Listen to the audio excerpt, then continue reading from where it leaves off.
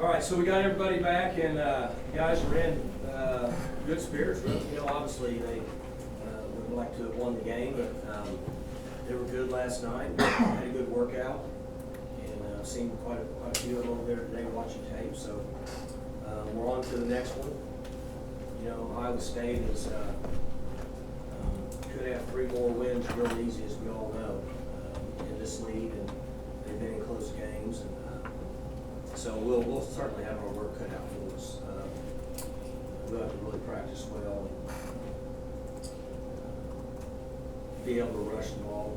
You know, I continue to say that, but regardless of the fact, we have to find ways to rush the football and maintain some on the ground yards. And then we've got to improve. We've got to commit to more of it and play harder up front. And be gap sound and slow down the run. That'll get us back on the field offensively, and then find a way to stay balanced. We all know about their defense. I know they're ranked probably in the top 10 in the country in defense, and they're very good on not giving up a lot of points and a lot of yards. So we'll have to work really hard to come up with a good plan. But I'm convinced the guys will commit this week and play hard. Mike, when you watch the film, specific to the run game, what did you see that maybe you didn't realize on Saturday about what might be holding you back from running it better? I just think we got some new guys in there that are learning, and we rotate the backs through that, and just not getting creases to take off. We're not getting many like 15 and 20-yard runs. We're getting some 4 and 5s, but we're not getting clear, making a guy miss and getting 12 more, or bouncing off, or we're not getting a clear run at it. So it's not any one thing, but I had a pretty good idea of what I thought it was, and I was pretty accurate. And we just got to get better. On the offensive side, the first quarter, Dominic had 10 carries for 48 yards. That's not a bad quarter, and the first couple of drives, it looked like the run game was in rhythm. Like you said, no chunk runs, but moving the chain runs, yes. Yeah, so we had 2 turnovers in the first 5 minutes or so, and then they scored off, and then it became a 3-score game before we knew it. We went for I say 2. Then we had to fumble the snap, and before you know it, it was 24-7, and so now we're not really in a balanced game. I mean, that's just the way it is. Even greater urgency when you looked at the tape on defense. Were there more misfits defensively in their run game, or was it we missed tackling? more tackles in that game than we have. Quite honestly, we looked tired, in my opinion. Defensively, we looked tired. We had our head down. We had 2 or 3 fits that could have been better, concept-wise. We looked tired, in my opinion. We had our head down. We tackled it. How do you fix that? Well, we had to practice. We just don't have as many numbers as we had when we started the year, but we have to find that happy medium of how much to practice. We've got to be sound in all those areas, but also try to keep them from getting fatigued. But when I looked at their computer chip that was in their shoulder pads and looked at the speed of the guys on defense, their speed was less in that game than it has been all year long.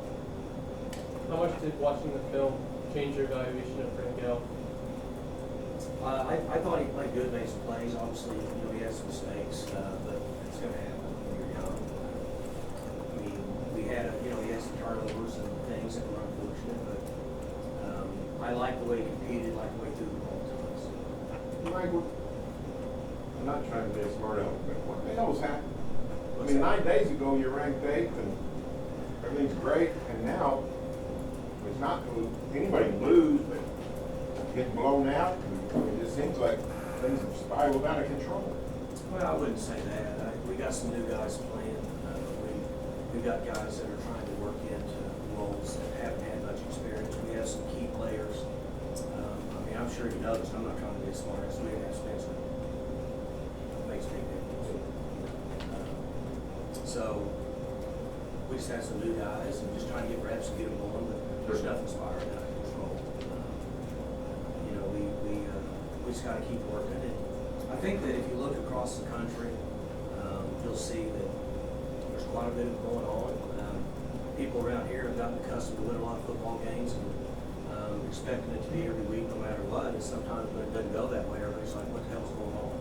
Which is kind of what the question was. It's a good problem to have. My first few years here, I was wondering what the hell was going on, and we didn't win any. When's the last time you talked to Spencer about next year? What his plans are for next year? Not once. You said in the past, I think I've heard, you said in the past you thought he might be back another year. Is that right? No, I said he could be. I don't know, I don't talk to players about what their potential NFL plans are. That's between them, their family, and their agent. I stay out. Does what he's going through have any bearing, you think, on it? A guy who's been hurt like that and thinks, I gotta make some money while I can, that kind of deal, is it like that for a quarterback as much as a lineman? You would have to ask him that. I would hate to answer for him. Spencer loves to play. He's gonna compete, play, unless he can't compete, play. So you would have to ask him. It would be unfair for me to answer a question related to his future or career, whether it be at this level or the next level. And when the season's over, I'm sure he'll give you a good answer. But I don't talk to him during the season because it's irrelevant. If this is it, one more as a follow-up, if this is it for him, the reps you get for Garrett, or Gunner for that matter, become pretty darn important, right? I mean, you've been on this forever. Young quarterbacks need reps, and it takes them a while for it to really click. That's right. So this becomes a pretty big finishing kick specifically for the quarterback position. Oh, I don't think it's any more than ever. It's the same way it's been around here forever. It's no different, right? When we had a guy move on, we played Spencer when he was a freshman. He was young. He had some growing pains. We played him. We put Mason in early in his career, which I think would have been his sophomore year. He had quite a few growing pains. We looked good. The guy that interestingly, I kind of laughed about it. The guy didn't have any growing pains was going on. He took 3,500 yards, a whole boatload of touchdowns, and rushed for about 400 yards, and all anybody did was not like him. And he didn't have any growing pains because he had been here for a year. So what you're saying is true. But we've gone through that with one. If Spencer can't go this weekend, is it Garrett again, or do you do the grading thing with Gunner and Garrett? We haven't talked about that yet. We could very well do either. Haven't had that discussion.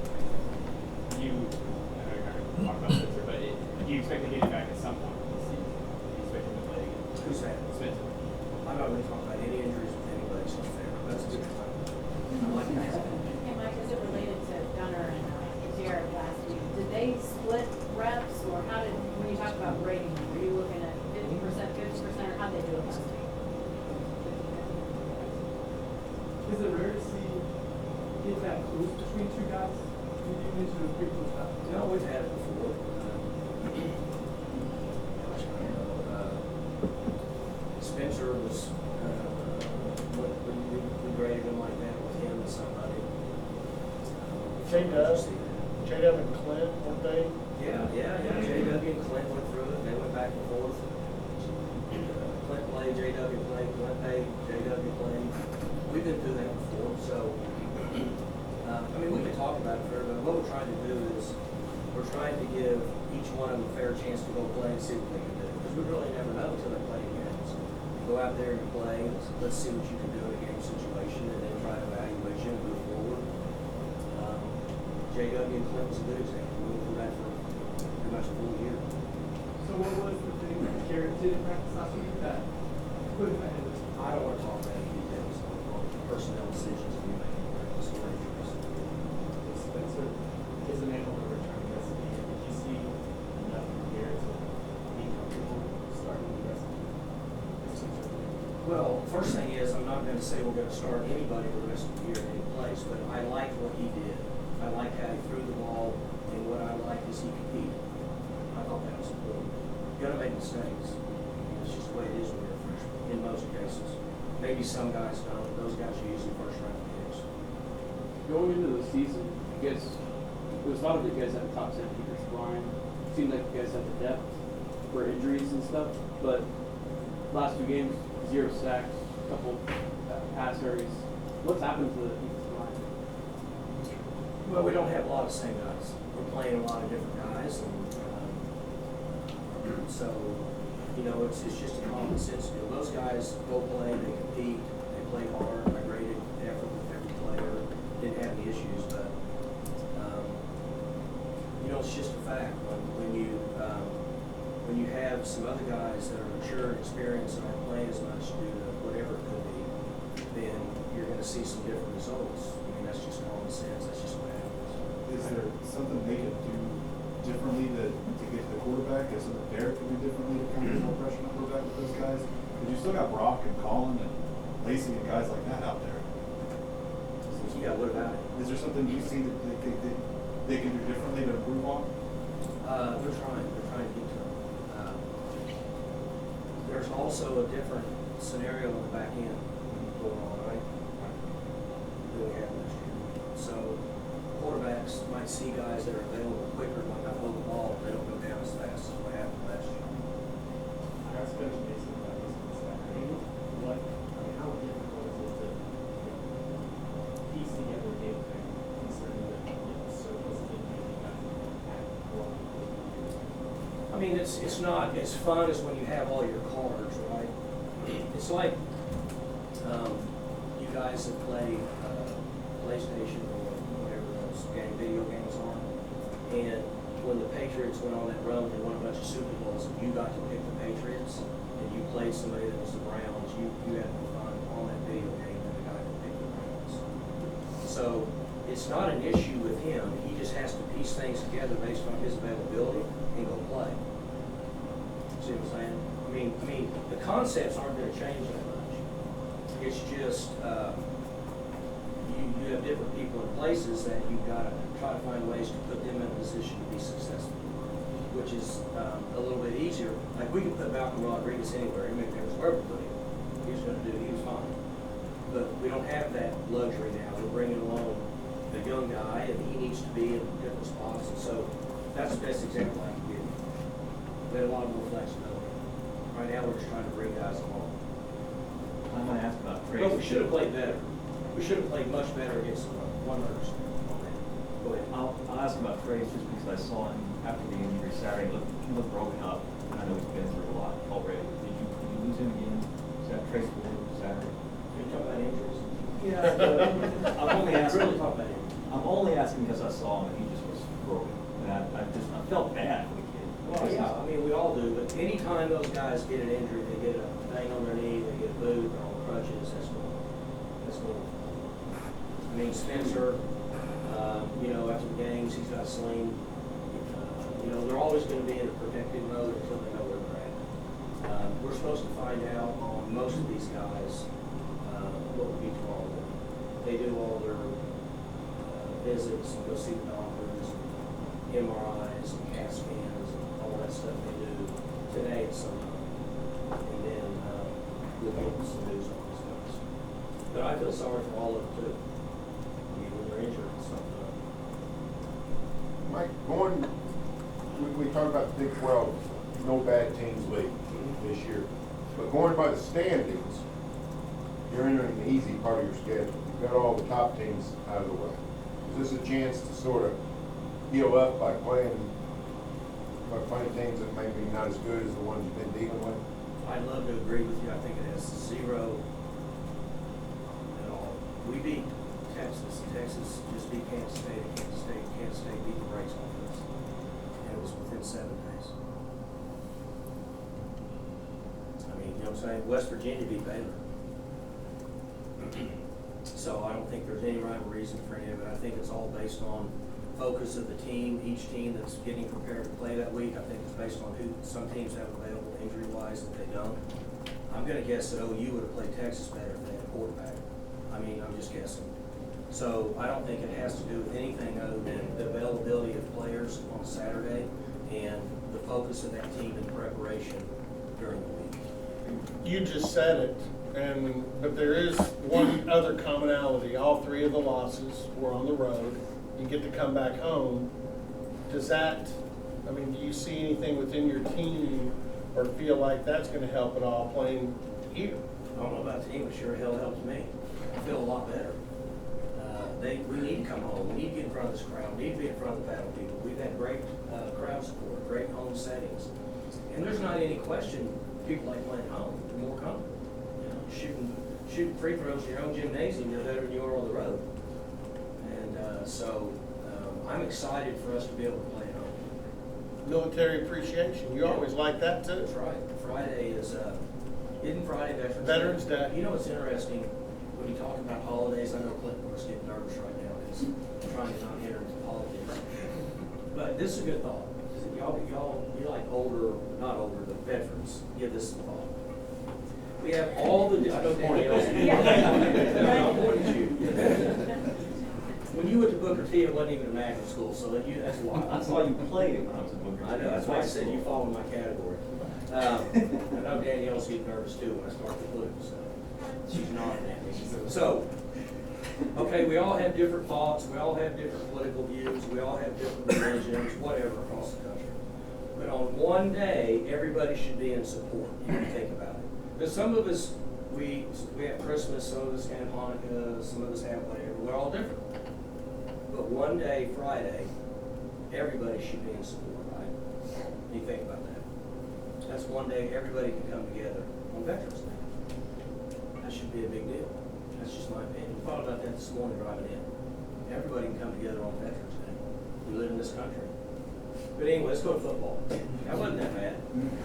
Hey, Mike, when you think about where you are right now and what you're not doing well, I mean, I know injuries have had a part in that, but do you feel like the areas where you're most lacking, you've lost guys in the portal, you've missed, gotten maybe not the right guy out of the portal, recruiting, I don't know. We're not big portal people. I know. And I'm never going to be a big portal guy. I'm going to believe in the guys on our team. I'm not against it. I just don't believe in it. I just think that you got to raise the ones you have here. Now, if you get a massive number of injuries at a certain position, or if you have kids pulling out on you, which the portal's going to slow down. The portal's going to slow down. I'm going to guess there'll be 80% less kids going to the portal this year, this coming year, than were this last year. So it's going to slow down big time. But for us, we just have to look at things and say this is the way it is. Defensively, we're playing with basically 60 to 65% of our team's a new team. Okay. And then we still had some other guys that were veteran guys that were experienced that aren't here. There's one at LSU, there's one at Ohio State, and there's one at Missouri. Okay, those guys aren't here, so that adds up more. So when you have new guys playing, we're trying to adjust. Could we play better? Sure, we could. Does some of the juggling people around because of injuries mess with you? Sure, it does. It's not a secret. Iowa State knows it. They know exactly what we're doing. They know we're struggling to practice with numbers and such. So it's not a secret. But it doesn't matter. We still have a certain number of guys, question that he just asked, that we've got to put in there. We've got to get them ready. We've got to make it simple enough they can run to the ball and play hard on defense. And then offensively, we're juggling some guys around the offensive line, okay? And that's not, everybody knows it's not good when that happens. But we've got to put them in a position to be successful. We've got to ask them to go play hard. And then we've got to run through some tackles and make some guys miss to balance our offense so we can throw the ball downfield a little bit. I mean, that's really what it is. It's that simple. So, I don't remember how many years ago this was, but you had said at some point you switched over how many scholarships you were doing offense and defense. And offensively, you look like your skill positions are in pretty good shape, but like we were talking about offensive line, having to move guys around. Have you thought, or maybe have you even done it, given some more scholarships back to the offense? No, Okay. I just think it's important. I've thought about it though, because I've thought about everything. I think obviously not enough. I haven't worked in the last 2 weeks, but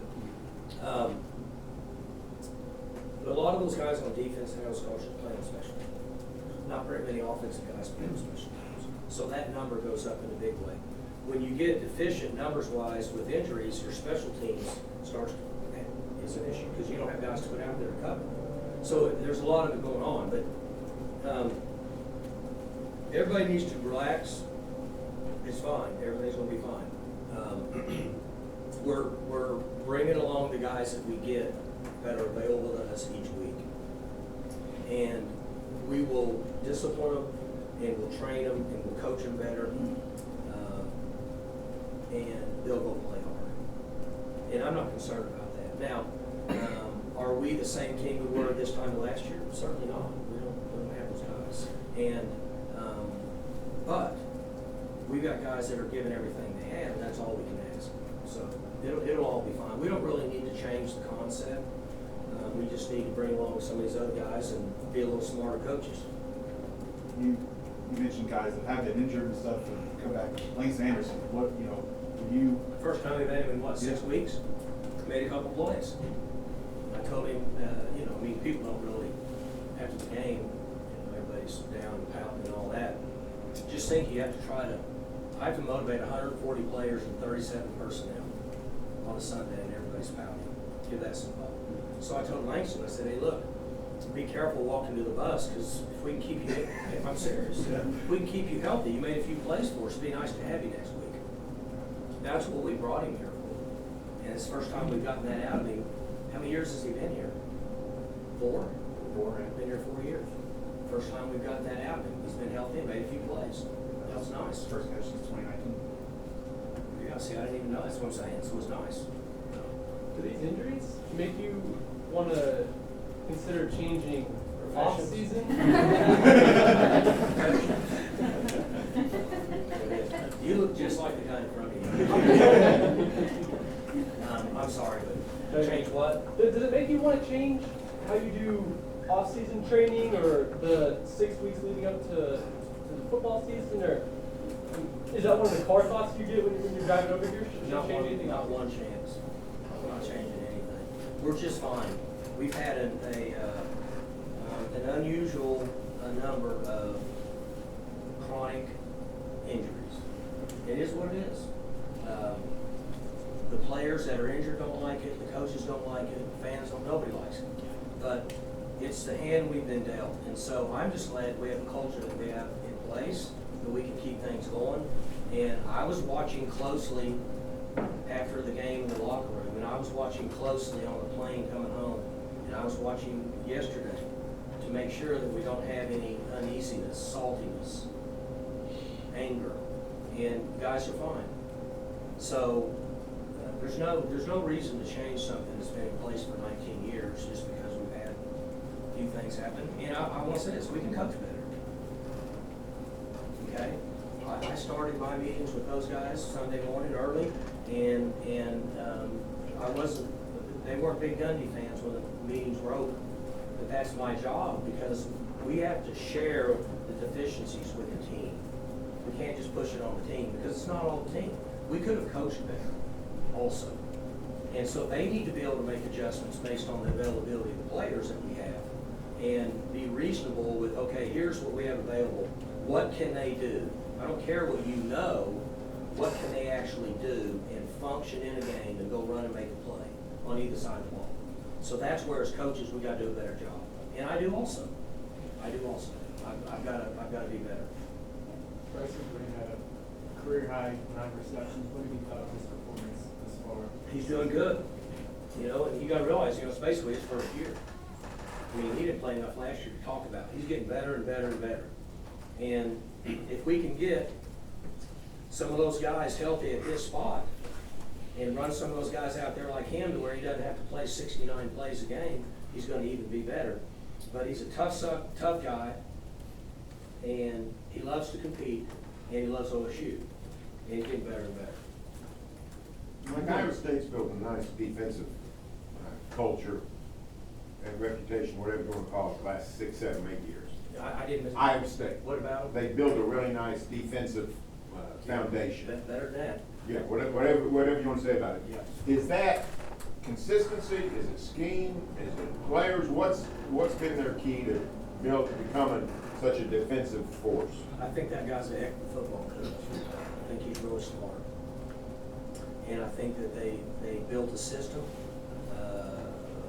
I'm going to go back to, because I'm pretty sure I know why they built it in the research I did. Charlie Strong was the head coach in Texas. They hired a coordinator from Tulsa that used to be in Ryle's system. I don't know names or anything. I don't even know what year that was. That would have been like 16 or something like that. When was he the coach there? Because Charlie was after him. 14, 15, 16 was Charlie Strong. 15, 16-ish, he hired an offensive guy from Tulsa who was a Bryles guy. Sterling Gilbert. Yeah. Okay, that's a terrible name. Sterling doing So they hired that guy, and they were doing all that stuff where they run people down the field and all that. And they, when we saw it on tape later, is when they took that guy and put him in the middle of the field that you see in their defense. And since then, however many years it's been now, what, 6, 7 years? They haven't budged from it, and they've only gotten better and better and better at it. And there's been a lot of people across the country trying to emulate it, try to copy it, even people in this state. And since then, so I don't know him. I just know that obviously he's a smart coach. He knows what he's doing. He hasn't changed much. He's tinkered with it here and there, I think, based on his personnel. And then over the years, they've done some different things to try to improve against where they thought their deficiencies were, but they stayed with their core. And I'm guessing they practice the same thing all the time, would be my guess. So if you have a young quarterback, maybe you do Saturday, maybe you don't, doesn't matter. But if you do, what they do defensively, does that mean you have to limit your quarterback? What you'll give them more than if it was playing somebody else? I would say not much more than what would be normal. You can only have so much versus what they try to get accomplished defensively anyway. It's when you play them, it's a more reduced package offensively. It always has been. No matter if it's Spencer or anybody else. How long does it take for a quarterback to be able to keep track of that joker, the middle? Because they're used to looking at certain coverages. Theirs are all modified because of that extra. Right. So I would recommend quickly figure that out. But comfortably, it takes a little work because it's an unusual situation. But this goes back to what we talked about. We got to coach them. We got to make sure they're aware of what's going on out there. We know he's going to be there. He's been there for 7 years. So we have to be aware of where he's at and what he's doing.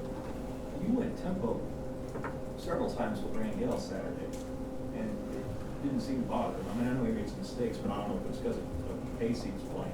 You talking about playing fast? Mhm. I mean, that's what we do. Yeah, but that's what he's done since he's been here from day one. Sure, but I just figured his first big college moment, he wanted to take deep breaths, just take it easy. In other words, is that a sign that he's got it, between his ears, to be able to handle that? It's actually easier. Is that right? Yeah, because we don't have to do as much. And so when we play at that speed, the quarterback either does this or this, and it's over. So actually, it's an easier system than the other part of it for us here. Usually is the trick then sort of him just knowing that guys are lined up right, maybe not noticing when the guy's out of position, things like that. Is that what could potentially slow down a new guy in that In the tempo right, line, so. nothing, because we get lined up and we snap the ball. They don't need to check everybody else. Everybody else better be lined up. If they're not lined up, we're going to get a penalty because he doesn't have time to check everybody and then hold for the ball. So that's just everybody. They've got to do it. You've seen a lot of coaches come in and out of the league over your time. Matt Campbell seems to always be a hot name whenever some job opens up somewhere. Are you surprised from the outside looking in that he stayed at Iowa State as long as he has? Oh, hard for me. Matt and I had good conversations and we're friends, but we don't talk to each other much. I don't know about his personal life or whatever. It'd be hard for me to answer that, especially since it's been him. But he must like it there. If all the hearsay is true, I've never asked him about any of it, but if it's all true, obviously he likes it there. Are you surprised? Looking at their offense, obviously a good chunk of their guys are now in the NFL from last year. How different, schematically and personnel-wise, do they look this year as compared to just last year? The core of it's the same. A little bit different approach. Yeah, he's a good player. Same concept, but a little different based on, when they had those guys, they could freelance and do some other stuff. But the principles of the pull plays, the tight end, the wing. That's an in defensive flavor right now. 100%, no surprise. We'll try. Maybe he likes, they have, beautiful fall, winter grass up there that grows year round, maybe it's nice. I am surprised, yes. Jabbar seems to have played pretty well when he's had to move into that safety spot. What have you thought about him, and what made him the guy for that move? Well, I'd like to get him back to one spot. He's playing two spots in the game, it's not fair. He's playing 79 plays a game. And we need to get him in one spot. And hopefully, if we can get a couple guys back in practice all week, then we can get him located in one spot. But to answer your question, for what we've asked him to do, which is almost unheard of, for a guy to play a nickel safety and play a corner in the same game and know the rules is unfair. But we've had to do that based on what cards we have available. I'd like to get him back in one spot. Mike, when you had to replace Jim Knowles, you said you wanted somebody to come in and adapt to what you guys were doing rather than the opposite. Accounting for, I know you had major personnel changes, so you got to change some things, but are you pleased with how much you've maintained the defensive philosophy that you guys have built the last few years? I'd say we're 85%. That's a good number. I don't know the percentages, but that's pretty much, we're doing pretty much the same stuff. Now that's going to vary based on style of offenses we play. I mean, you know, even when Jim was here, what we did, we used some stuff against this team and some stuff you don't use. That's the same. And I'm pleased with the transition and where we're at. But I'm going to go back to what I said. We need to coach them better with the availability that we have, and then we got to get those guys to where they can go run and play fast, not do so much thinking. Oh, Coach, real quick, do you have to alter the practice schedule this week? Do you still have to give them tomorrow off for election day, or do you get to have? No, we have, our athletic administration has something set up for them at a later date, Thanksgiving week, when they're not in school. We have something set up for them. And it's funny you mentioned that, because I was just gonna put out the text this afternoon, they all need to go vote tomorrow about that. But we have something set up for Thanksgiving week. And one last thing, Mike, that you mentioned, talking about Brees Hall, you might have been thinking of David Montgomery with the Bears. That's the guy right before Who's him. Brees Hall play for? He's a Jet. Okay, that guy. But the other was a good player too. Yeah, Both of but, them were, yeah. and frankly, Iowa State for a long time, even when they weren't successful, they've always usually had a really good tailback, a good running game, similar to what you guys have had over the years. How difficult is it to maintain that year after year after year, finding a marquee guy like this? Those guys, I mean, everybody knows. I mean, when you have a guy at that position who has a little maturity and he's potentially good enough to get drafted, your offense is completely different. Because he can make up for not blocking correctly or a missed block. And I think that the guys that we have in our program a year from now are going to give us that. Right now, we're not seeing that up to this point. They're learning on the run compared to like what Jalen did last year. He got us 60, 70 yards a game that wasn't blocked, in addition to his original 60 or 70. So it made a big difference, but they're hard to find. You know, when you think about it, I don't know the last time, what did we have in state? A 4-star running back or 5 somewhere that people have, what's the last time that we've had a high school kid in the state? Just, kind of answering your question, I don't know what the last one was who people regarded as a game changer. You're in the state. Josh James. But he wasn't. Oh, yeah, well, Yeah. nobody even knew about him until the end of the year, yeah. Sure, we have a guy in on He was asleep. Yeah. He had that capability, but nobody knew about it until the end, yeah. But that one, but other than that, Very preseason, Very junior. He was probably the last. that's what I'm saying. And he ended up being an average college player. But, and this is a bad example, like Thurman Thomas, Tyler Improved, Billy Sims, Marcus Dupree, Terry Miller was hired. That kind of guy. I don't think it's right. It's been a long time. They're hard to find. Are they hard to spot also? I mean, I don't think you knew what you had when Jay Warren showed up. No, we thought we had a reliable 212-pound great kid that would play his butt off, and we could rotate him in and get 8 or 10 snaps a game. That's what we thought. And he came in here and started training with Rob Glass after about 6 months or something. We were like, holy smokes, this is the real deal. And we had a home run. We got lucky. Good. All right, guys. Thank you.